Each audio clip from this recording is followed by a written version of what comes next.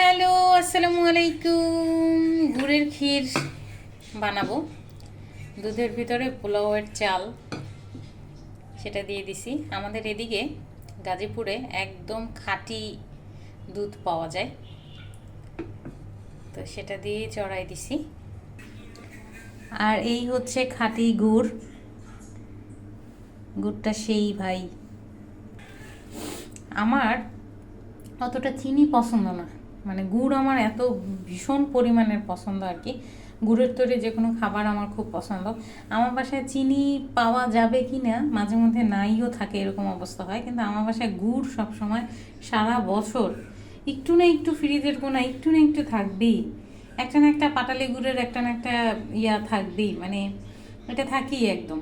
গুড় একদম স্টক এইভাবেই আমি করি, কারণ আমার গুড় অসম্ভব পছন্দের।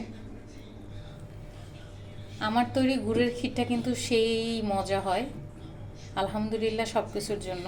তবে কি জানেন, মানে অনেক দূরে আছি তো, ঢাকায় থাকলে ভালো হইতো আর কি, বাবাকে একটু খাওয়াইতে পারতাম। আমার বাবার আমার হাতের গুড়ের ক্ষীর খুব পছন্দ। উনি সব সময় বলে যে আমার হাতে গুড়ের ক্ষীর নাকি ওনার অনেক পছন্দের। আসি দূরে, দেয়া যাবে না, তবে এইসব খাবারের সময় খুব বাবার কথা মনে পড়ে যে যদি ঢাকায় থাকতাম দেন বাবাকে দেয়া যেত আর কি। এটা চালটা যখন সেদ্ধ হয়ে যাবে দেন আমি গুড় অ্যাড করব। হ্যাঁ, ওকে, আজকে গুড়ের ক্ষীর হবে। ভালো থাকবেন সবাই, আল্লাহ হাফেজ।